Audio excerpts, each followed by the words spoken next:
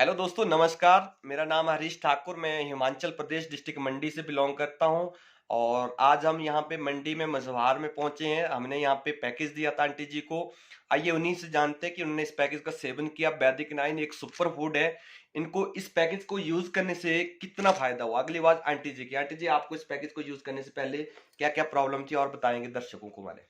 मेरी ये बाजू सुन हुआ था बिल्कुल सारा। अच्छा, बाजू सुन हाँ, रहे थे। सुन रहा था भाई।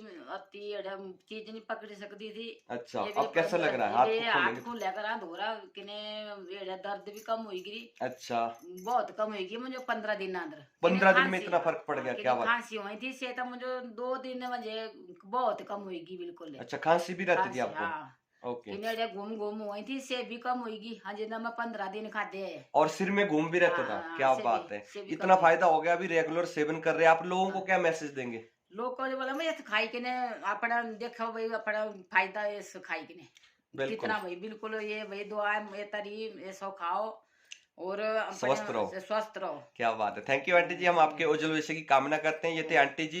इनको बहुत सारी प्रॉब्लमें थी। बाजू उनके सुन रहते सुन थे। रहा था बिल्कुल, ये था बिल्कुल सुन रहा था अच्छा, आप सारा बोल रहे थे बस पेड़ पे, वो पूरा। पेड़ पे भी नहीं चढ़ पाते थे?